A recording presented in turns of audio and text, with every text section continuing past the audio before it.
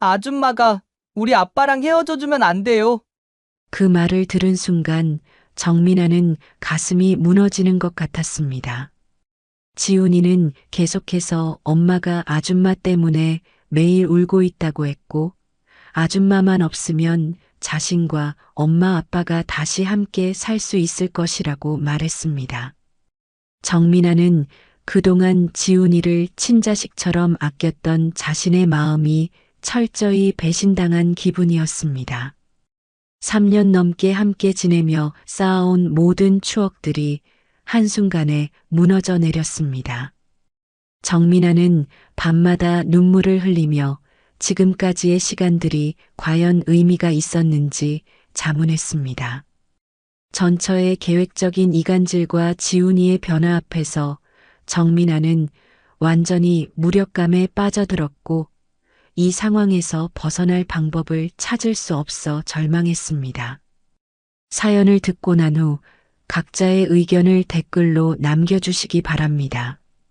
사소한 댓글이라도 사연자분에게 큰 힘이 될 수 있습니다.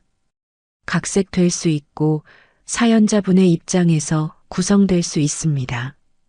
42세의 정민아는 부산 해운대구의 작은 원룸에서 혼자 차를 끓이며 창밖을 바라보았습니다. 5년 전 그날의 기억이 다시 떠올랐습니다. 남편 강태준이 갑자기 거실 소파에 앉아 심각한 표정을 지으며 말했던 순간이었습니다. 그때는 평범한 목요일 저녁이었고 정민아는 설거지를 마치고 거실로 나왔다가 태준의 굳어진 표정을 보고 깜짝 놀랐습니다. 민아야, 우리 이혼하자. 정민아는 처음에 농담인 줄 알았습니다. 태준이 평소에도 장난을 자주 쳤기 때문이었습니다. 하지만 그의 표정은 진지했고 목소리도 떨리고 있었습니다. 정민아는 손에 들고 있던 물컵을 싱크대에 놓고 태준 앞에 앉았습니다. 갑자기 왜 그래? 무슨 일 있어? 태준은 한참 동안 말을 잇지 못하다가 천천히 입을 열었습니다. 그의 손은 무릎 위에서 떨리고 있었고 평소 당당했던 모습과는 전혀 달랐습니다. 우리 아들 지훈이 때문이야. 전 와이프랑 다시 같이 살아야겠어. 정민아는 귀를 의심했습니다. 결혼할 때 태준은 전처와는 완전히 끝났다고 했었습니다. 지훈이도 자신을 엄마라고 부르며 잘 따랐습니다. 주말마다 함께 놀이공원에 가고 숙제도 같이 도와주었는데 갑자기 무슨 소리인지 이해할 수 없었습니다. 지훈이가 뭐라고 했는데? 요즘 학교에서 자꾸 문제를 일으켜. 상담 선생님이 아이가 불안정하다고 하더라고. 친엄마랑 떨어져 있어서 그런 것 같다고. 태준의 목소리는 점점 작아졌습니다. 정민아는 가슴이 답답해져서 숨이 막힐 것 같았습니다. 지훈이는 자신과도 편하게 지냈는데 상담 선생님의 말이 믿어지지 않았습니다. 그래서 나랑 헤어지겠다는 거야? 지훈이는 나도 좋아하는데? 미안해.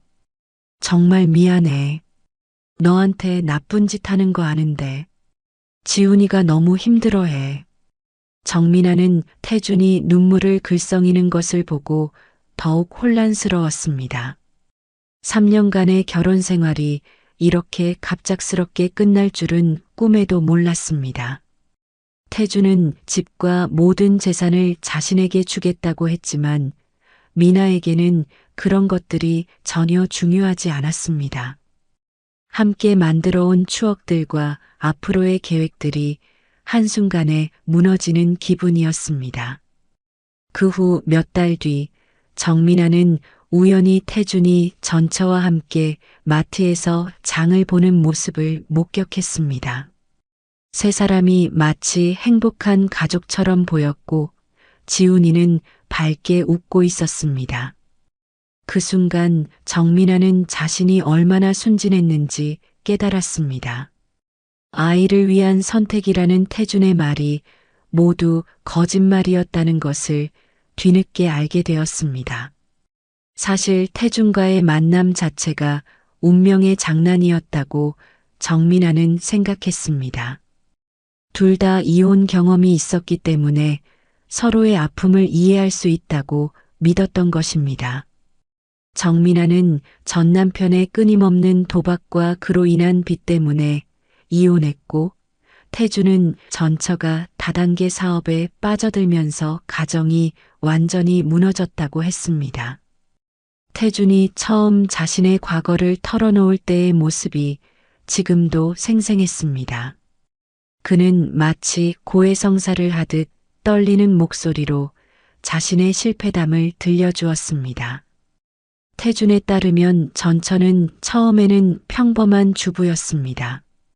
하지만 어느 날부터 이상한 사업 설명회에 참석하기 시작했고 점점 그 일에만 매달리게 되었습니다.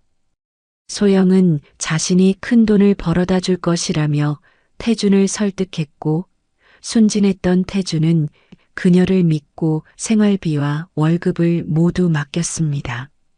소영은 아이 지훈이를 돌보는 것보다 사업에 더 신경을 쓰기 시작했고 집안일도 제대로 하지 않았습니다. 문제는 몇 달 후에 드러났습니다. 태준이 회사에서 돌아온 어느 날 집 앞에 독촉장들이 쌓여 있었습니다. 전기요금, 가스요금, 관리비는 물론이고 카드 회사에서 온 최종 독촉장까지 있었습니다. 태준은 그제야 소영이 생활비를 다단계 사업에 모두 투자하고 있었다는 사실을 알게 되었습니다. 더 충격적인 것은 그녀가 아파트를 담보로 대출까지 받아서 사업 자금으로 썼다는 것이었습니다. 태준은 전처는 수차례 대화를 시도했지만 소용없었습니다. 전처는 오히려 태준이 자신의 성공을 방해한다며 화를 냈고 지훈이 앞에서도 소리를 질러댔습니다. 결국 태준은 신용불량자가 되었고 직장에서도 개인 신용 문제로 압박을 받기 시작했습니다.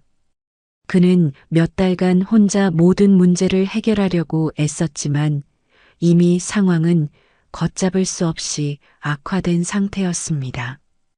가장 힘들었던 것은 아들을 보는 것이었습니다. 아이는 부모가 싸우는 모습을 보며 점점 위축되어 갔고 밤에 자주 악몽을 꾸며 울어댔습니다. 태준은 이혼을 결심했지만 양육권 문제로 고민이 깊었습니다. 그러나 전처는 오히려 지훈이를 데리고 가겠다며 양육권을 주장했고 법정에서 태준의 경제적 무능력을 들어 양육권을 가져갔습니다. 정민아와 만났을 때 태준은 이미 모든 것을 잃은 상태였습니다. 그는 정민아의 도움으로 개인회생 절차를 밟을 수 있었고 새로운 직장도 구할 수 있었습니다. 태준은 정민아를 생명의 은인이라고 여겼고 지훈이와 정기적으로 만날 수 있게 도와준 것에 대해서도 감사해했습니다.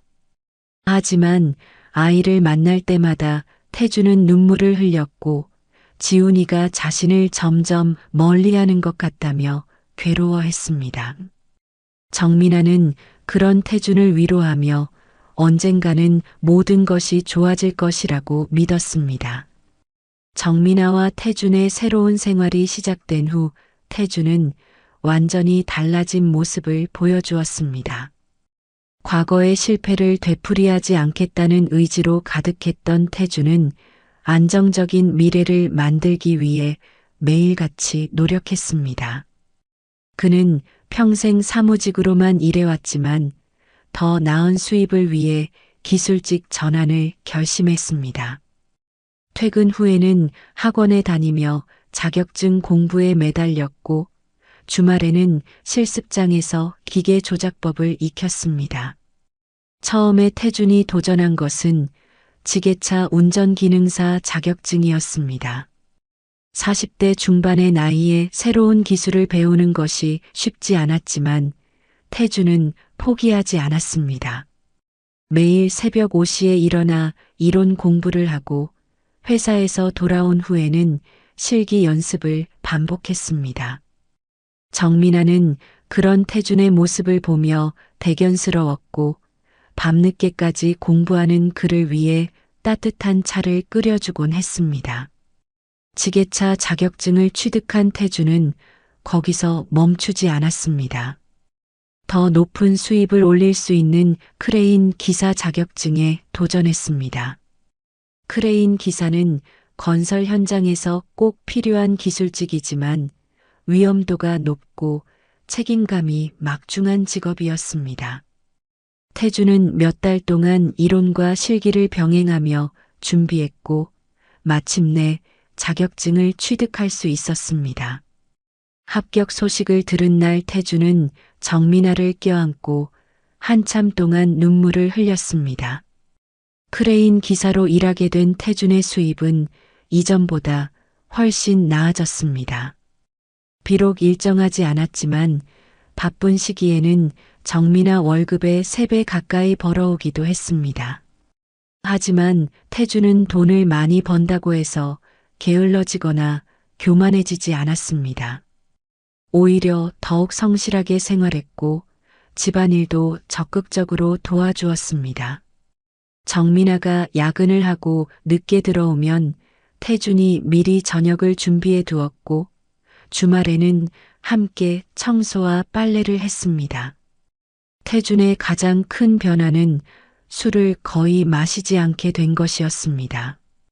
예전에는 회사 동료들과 가끔 술자리를 가졌지만 이제는 모든 약속을 정중히 거절했습니다.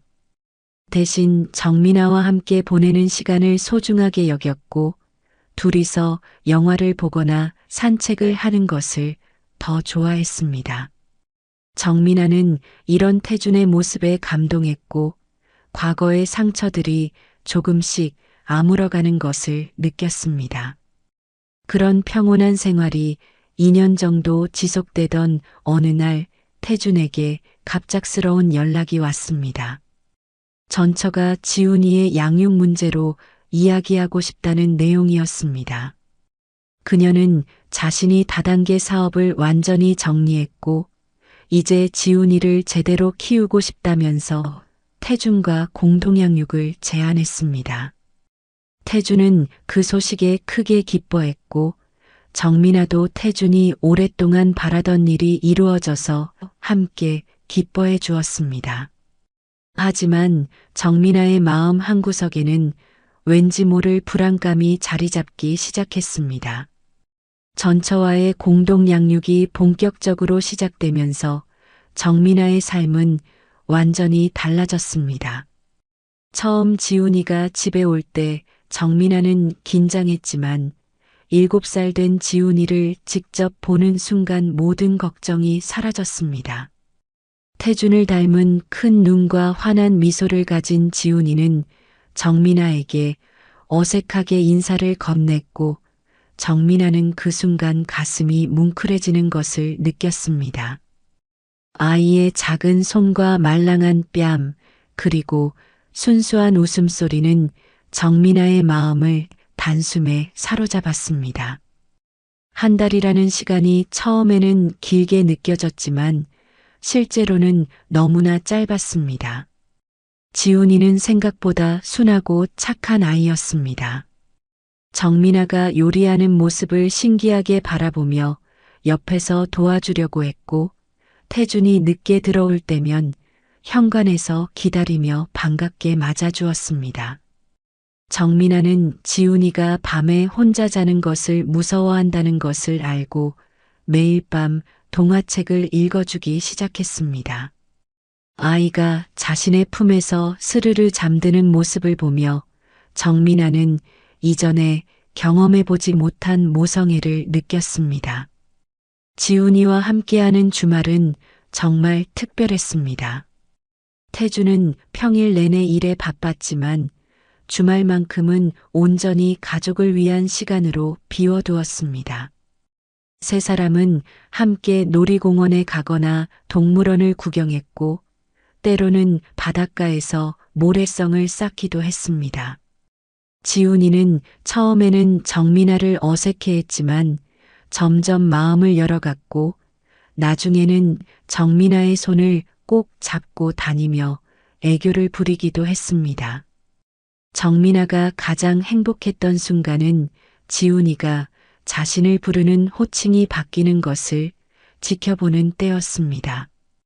처음에는 어색하게 이름을 부르던 지훈이가 점차 자연스럽게 엄마라고 부르기 시작했습니다. 물론 친엄마와 구분하기 위해 미나 엄마라고 불렀지만 그 소리를 들을 때마다 정민아의 가슴은 벅차올랐습니다. 태준도 그런 모습을 보며 감동했고 정민아가 지훈이를 친자식처럼 아껴주는 것에 대해 끊임없이 고마워했습니다. 한 달이 지나 지훈이가 친엄마에게 돌아가는 날이면 정민아는 마음이 무너지는 것 같았습니다. 아이 없는 집은 너무 조용했고 지훈이의 웃음소리가 들리지 않는 거실은 왠지 허전했습니다. 정민아는 지훈이가 없는 한 달 동안 아이를 위한 새로운 장난감이나 옷을 사며 다음 만남을 준비했습니다. 태준 역시 지훈이가 없는 동안 우울해했지만 정민아가 아이를 진심으로 사랑해주는 모습에 깊이 감사했습니다. 이렇게 1년 정도가 흘러가면서 정민아는 자신이 완전한 가정을 이루었다고 생각했습니다.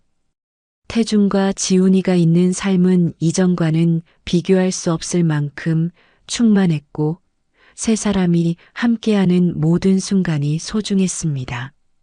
정민아는 지훈이를 위해서라면 무엇이든 할 수 있을 것 같았고 이 행복이 영원히 계속되기만을 바랐습니다. 지훈이가 초등학교에 입학할 나이가 되면서 예상치 못한 문제가 발생했습니다. 학교 배정은 거주지를 기준으로 이루어지기 때문에 지훈이는 한쪽 부모의 거주지 근처 학교에만 다닐 수 있었습니다. 전처는 자신이 사는 인천 지역 학교에 보내고 싶어 했고 태준과 정민아는 부산 지역 학교를 원했습니다. 이 문제로 양측의 의견이 첨예하게 대립했고 결국 지훈이는 전처가 사는 인천 지역 학교에 입학하게 되었습니다. 이 결정으로 인해 공동 양육의 방식이 완전히 바뀌었습니다. 학기 중에는 지훈이가 학교에 다녀야 하므로 전처와 함께 지내야 했고 태준과 정민아는 방학 때만 아이를 만날 수 있게 되었습니다. 1년에 겨우 2달 정도만 지훈이와 함께할 수 있다는 현실에 정민아는 깊은 절망감을 느꼈습니다.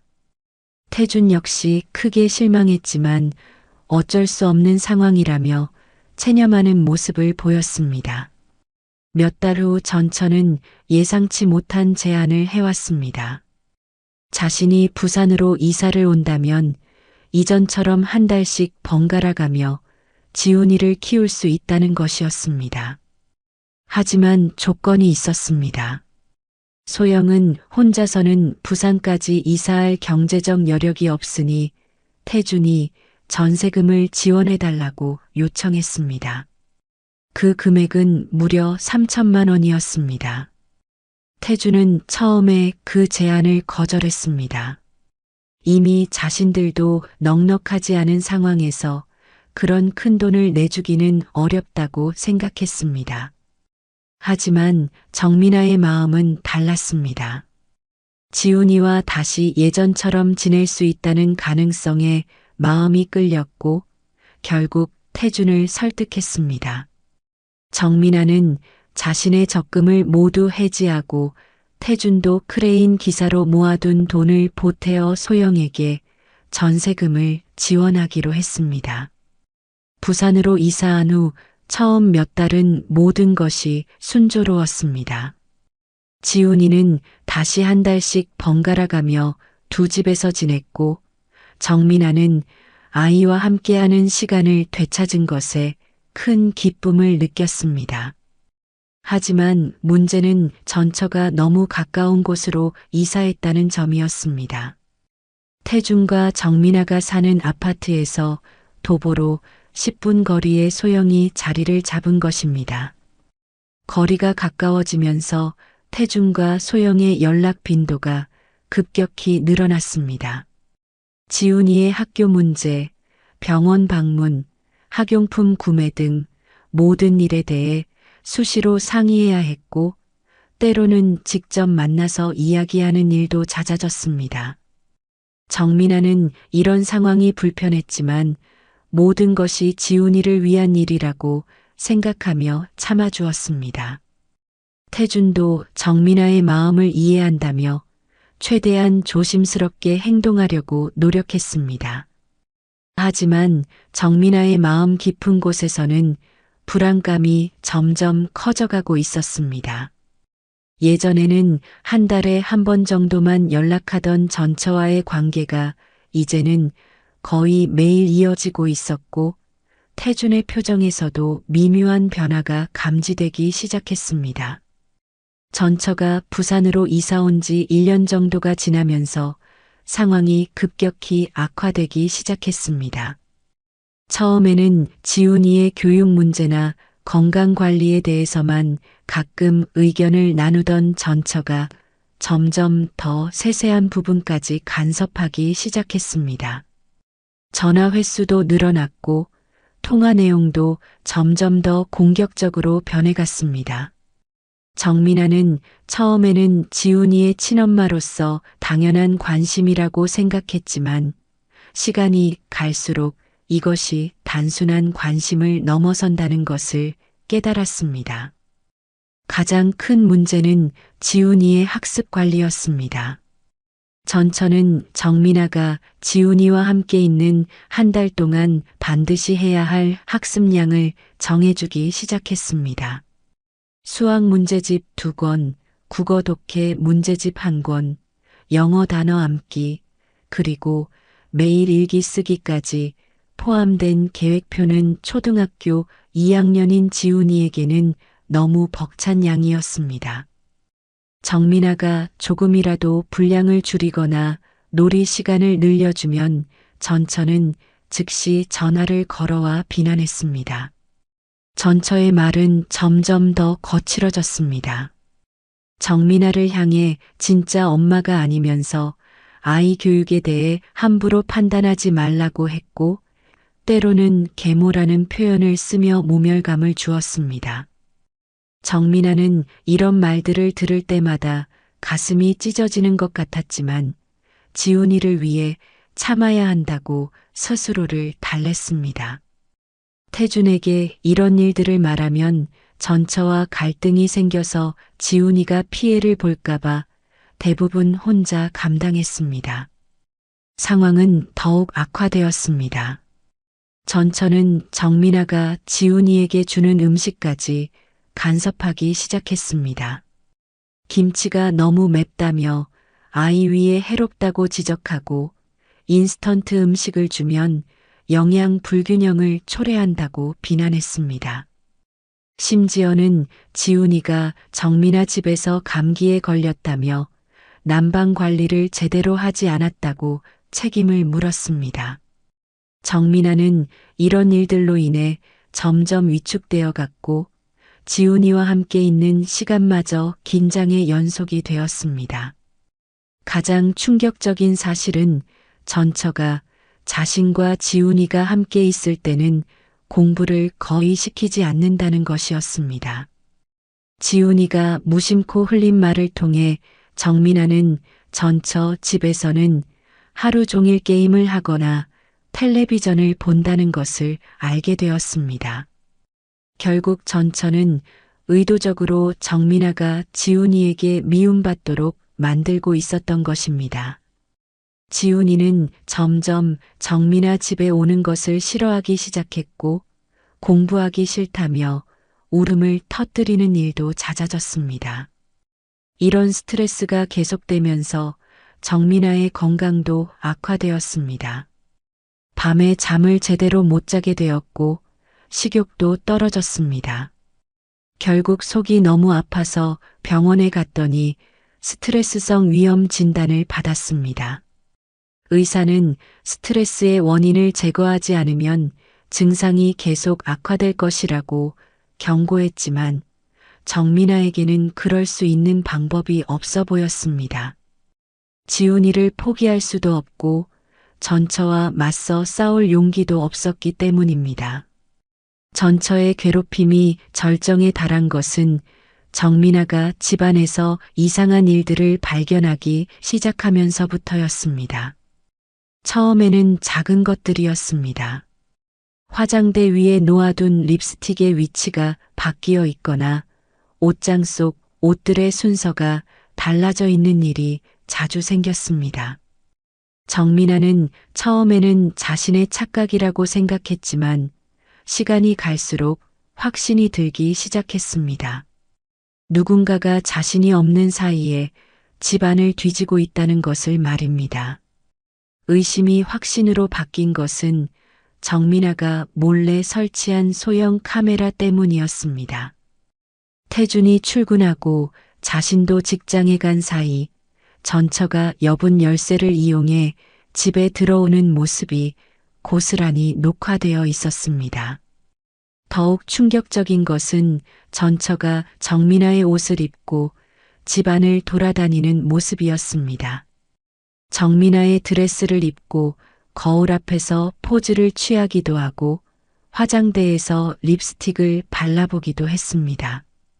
가장 견딜 수 없었던 장면은 전처가 정민아의 속옷 서랍을 뒤지는 모습이었습니다. 그녀는 마치 자신의 집인 양 서랍마다 열어보며 물건들을 만지작거렸고 심지어 정민아의 목걸이를 목에 걸고 거울을 보며 만족스러워하는 표정을 지었습니다. 정민아는 그 영상을 보며 온몸이 떨렸고 자신의 사생활이 완전히 침해당했다는 분노와 수치심에 잠을 이룰 수 없었습니다. 정민아가 전처에게 전화를 걸어 따지자 전처의 반응은 예상과 완전히 달랐습니다. 사과는커녕 오히려 화를 내며 지훈이를 제대로 돌보지 않는다고 아동학대라는 말까지 꺼냈습니다. 전처는 자신이 지훈이의 친엄마로서 아이의 생활 환경을 점검할 권리가 있다고 주장했고 정민아를 향해서는 돈 때문에 태준에게 접근한 비열한 여자라고 모욕했습니다.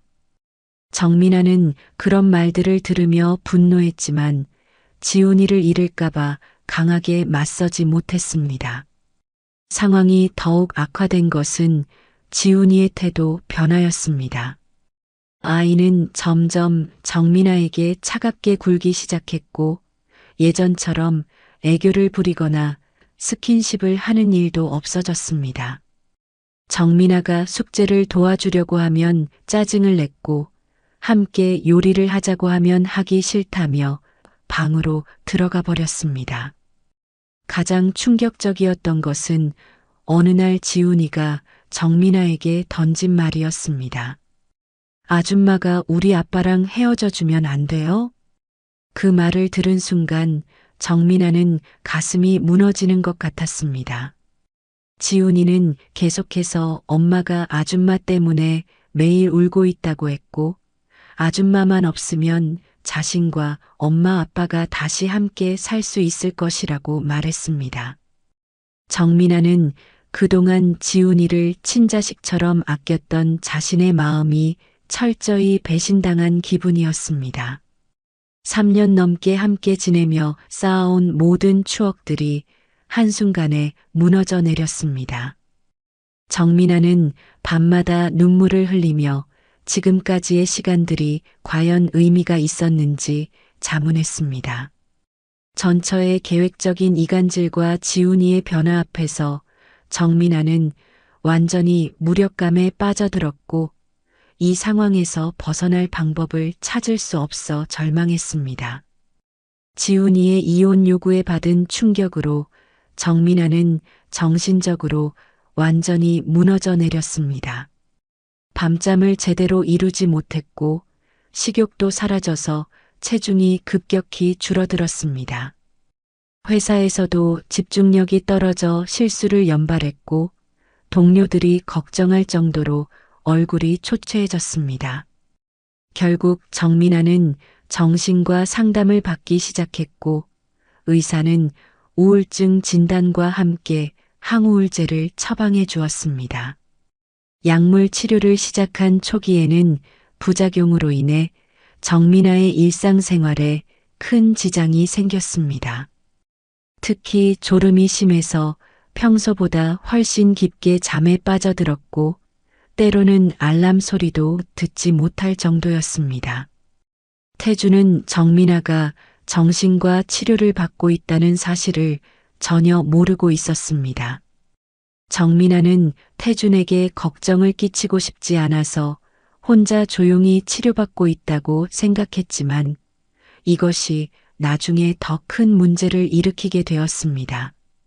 문제가 터진 것은 지훈이가 정민아 집에 머무르는 한 달 중 어느 토요일이었습니다. 정민아는 약 때문에 평소보다 늦게 잠에서 깼고 그 바람에 지훈이의 아침 식사 준비가 늦어졌습니다. 배가 고팠던 지훈이는 스스로 빵과 우유로 대충 아침을 해결했지만 이 일을 전처에게 전화로 알렸습니다. 전처는 즉시 아동방치라며 112에 신고했고 경찰이 정민아의 집에 출동하게 되었습니다. 경찰이 도착했을 때 마침 태준이 크레인 작업을 마치고 퇴근하는 길이었습니다. 집 앞에 경찰차가 서 있는 모습을 본 태준은 깜짝 놀라 뛰어 올라왔고 거실에서 경찰과 이야기하고 있는 정민아와 지훈이를 발견했습니다. 지훈이는 경찰에게 아줌마가 자신을 제대로 돌봐주지 않는다고 말했고 아침도 굶기고 혼자 두고 계속 잔다고 진술했습니다. 경찰은 아동방치 신고에 대해 조사를 진행했고 정민아는 어쩔 수 없이 자신이 우울증 치료를 받고 있다는 사실을 털어놓아야 했습니다. 태주는 그제야 정민아가 얼마나 힘들어하고 있었는지 알게 되었지만 동시에 왜 자신에게 말하지 않았는지에 대해 서운함을 느꼈습니다. 경찰 조사 결과 아동학대로 판단될 만한 심각한 상황은 아니었지만 이 사건으로 인해 가족관계는 돌이킬 수 없이 악화되었습니다. 태주는 이 일을 계기로 지훈이에게 엄격한 훈육을 시작했습니다. 아이가 정민아에게 함부로 대하는 것을 용납하지 않겠다며 강하게 꾸짖었고 전처에게 거짓 신고를 하는 것은 잘못된 행동이라고 가르치려 했습니다. 하지만 지훈이는 오히려 아빠가 자신보다 아줌마 편을 든다며 더욱 반발했고 태준과 지훈이는 매번 만날 때마다 갈등을 빚었습니다. 정민아는 이런 상황을 지켜보며 모든 것이 자신 때문이라는 죄책감에 시달렸습니다. 태준과 지훈이의 관계까지 망가뜨린 자신이 한없이 미안했고 차라리 자신이 사라지는 것이 모든 사람에게 좋을 것이라는 생각까지 들었습니다. 그런 절망적인 상황에서 태준이 갑작스럽게 이혼을 요구했을 때 정민아는 오히려 모든 것이 끝났다는 안도감을 느꼈습니다. 하지만 얼마 후 태준이 전처와 다시 살림을 차렸다는 소식을 들었을 때의 배신감은 상상을 초월했습니다. 이혼 후 정민아의 삶은 완전히 멈춰버렸습니다. 3년이라는 시간이 흘렀지만 여전히 예전의 일상을 되찾지 못했습니다.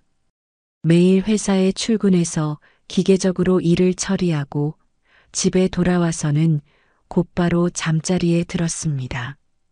주말에도 특별히 할 일이 없어서 하루 종일 침대에 누워 멍하니 천장만 바라보며 시간을 보냈습니다. 가장 힘든 것은 집에서 요리를 하는 일이었습니다. 예전에 태준과 지훈이를 위해 정성스럽게 준비했던 식사들이 떠올라서 도저히 음식을 만들 수가 없었습니다. 특히 된장찌개나 김치찌개 같은 음식은 아예 엄두도 낼 수 없었습니다. 그런 냄새가 나면 언제라도 태준이 현관문을 열고 들어올 것 같고 지훈이가 배고프다며 달려올 것 같은 착각에 빠지곤 했습니다. 정민아의 어머니는 딸의 이런 모습을 보며 크게 걱정했습니다. 정민아가 점점 말라가고 있는 것을 본 어머니는 자주 밑반찬을 해다 주거나 배달 음식을 시켜주었습니다. 정민아는 어머니의 마음을 아프게 하고 싶지 않아서 억지로라도 음식을 받아 먹었지만 입맛은 돌아오지 않았습니다. 그런 어느 날 저녁 어머니가 또다시 치킨을 배달 주문해 주셨다며 연락이 왔습니다. 정민아는 별로 먹고 싶지 않았지만 어머니의 성의를 거절할 수도 없어서 기다리고 있었습니다. 초인종이 울리자 정민아는 현관문을 열었는데 배달 모자를 쓰고 음식을 들고 있는 사람을 보고 깜짝 놀랐습니다. 그 사람은 다름 아닌 태준이었습니다. 태준의 모습은 3년 전과 완전히 달랐습니다. 20kg은 좋게 빠진 것 같은 야윈 얼굴, 왼쪽 눈 주위에 멍이 들어 있었고 입술도 터져 있었습니다. 평소에 단정했던 외모와는 거리가 먼 초라한 모습이었습니다. 정민아는 순간 말을 잃었고 태준은 주위를 두리번거리며 불안한 표정을 지었습니다. 태준은 정민아에게 급하게 부탁했습니다. 10분만 집안에 숨겨달라는 것이었습니다. 누군가가 자신을 따라오고 있다면서 제발 도와달라고 간청했습니다. 정민아는 어이가 없었지만 태준의 다급한 모습을 보고 일단 집 안으로 들여보냈습니다. 태준은 거실 구석에 웅크리고 앉아서 밖을 향해 귀를 기울였습니다. 잠시 후 태준은 갑자기 울음을 터뜨렸습니다. 남자가 이렇게 소리내어 우는 모습을 본 것은 처음이었습니다. 태준은 눈물을 흘리며 이제 모든 것이 끝났다고 말했습니다. 더 이상 가짜 연기를 할 필요가 없어졌다는 말도 덧붙였습니다. 정민아는 태준의 이런 모습이 믿어지지 않았고 혹시 또 다른 거짓말을 하려는 것은 아닌지 의심스러웠습니다. 정민아는 차가운 목소리로 태준에게 말했습니다. 자신을 다시 속이려는 것이라면 당장 나가라고 했습니다. 하지만 태준은 고개를 저으며 이번에는 정말 진실을 말하겠다고 했습니다. 그리고 지난 3년 동안 전처와 함께 살면서 겪었던 일들을 털어놓기 시작했습니다. 정민아는 태준의 말을 듣기 싫었지만 그의 처참한 모습 때문에 자리를 뜨지 못했습니다. 태준의 고백은 정민아가 상상했던 것보다 훨씬 충격적이었습니다. 그는 떨리는 목소리로 지난 3년간의 진실을 털어놓기 시작했습니다. 전처와의 동거는 모두 연기였고 지훈이를 구하기 위한 계획이었다는 것이었습니다. 전처는 다단계 사업을 정리했다고 거짓말을 했을 뿐 실제로는 더욱 깊이 빠져들고 있었습니다. 더 심각한 것은 지훈이까지 그 조직의 영향을 받기 시작했다는 점이었습니다. 태준에 따르면 전처는 지훈이를 데리고 각종 집회에 참석시켰고 아이에게 조직의 교리를 주입시키고 있었습니다. 특히 정민아에 대한 적대감을 심어주는 것도 그 교육의 일환이었다는 것입니다. 지훈이가 정민아를 거부하게 된 것도 이혼을 요구한 것도 모두 전처의 계획적인 세뇌 때문이었습니다. 태준은 이런 상황을 알게 된 후 지훈이를 구하기 위해 일부러 정민아와 이혼하고 전처와 함께 살기 시작했다고 했습니다. 지난 3년 동안 태준은 지옥 같은 시간을 보냈습니다. 전처는 태준이 돈을 벌어오지 않는다며 매일같이 폭력을 휘둘렀고 지훈이 앞에서도 서슴없이 때렸습니다. 태준은 일부러 크레인 기사 일을 그만두고 아르바이트만 하면서 경제적으로 무력한 모습을 연출했습니다. 그 목적은 전처가 자신의 본성을 드러내도록 유도하고 지훈이가 그것을 직접 목격하게 하기 위해서였습니다. 계획은 서서히 효과를 보기 시작했습니다. 지훈이는 전처가 태준을 때리는 모습을 보며 점점 혼란스러워했고 조직에서 배운 교리와 현실 사이의 괴리를 느끼기 시작했습니다. 특히 전처가 다른 조직원들과 함께 집에서 이상한 의식을 치르는 모습을 본 후부터는 두려움을 느끼기 시작했습니다. 지훈이는 태준에게 정민아가 그리워진다고 말하기 시작했고 진짜 엄마처럼 자신을 아껴주었던 정민아를 다시 보고 싶다고 털어놓았습니다. 결정적인 순간은 전처가 지훈이를 조직의 특별 교육 프로그램에 보내려고 한다는 것을 알았을 때였습니다. 그 프로그램은 아이들을 부모와 완전히 분리시켜 조직에서 키우는 것이었습니다. 태준은 더 이상 기다릴 수 없다고 판단하고 지훈이를 데리고 도망치기로 결심했습니다. 마침 전처가 집회에 간 사이 태준은 지훈이와 함께 집을 나왔고 아이를 정민아의 어머니 집에 피신시켰습니다. 전처는 태준과 지훈이가 사라진 것을 알고 조직원들과 함께 찾아다니기 시작했습니다. 태준은 그들의 추적을 피해 숨어 다니다가 정민아를 찾아온 것이었습니다. 정민아는 태준의 이야기를 들으며 복잡한 감정에 휩싸였습니다. 분노와 안도감, 그리고 미안함이 뒤섞였습니다. 며칠 후 정민아는 어머니 집에서 지훈이와 재회했습니다. 아이는 정민아를 보자마자 울음을 터뜨리며 사과했습니다. 자신이 나쁜 말을 했던 것에 대해 미안하다고 했고 정말로 정민아를 그리워했다고 고백했습니다.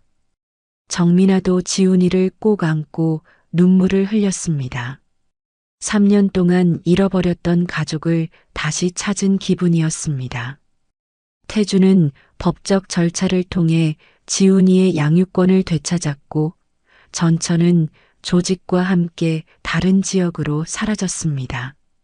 정민아는 태준을 즉시 용서할 수는 없었지만 지훈이를 위해서라도 새로운 시작을 해보기로 했습니다. 이번에는 어떤 어려움이 와도 가족을 지켜내겠다고 다짐했습니다. 사연을 듣고 댓글을 남겨주시기 바랍니다. 사소한 의견일지라도 사연자분에게는 큰 힘이 됩니다. 노골적인 악성 댓글은 사연자분에게 상처가 될 수 있으니 삼가주시기 바랍니다.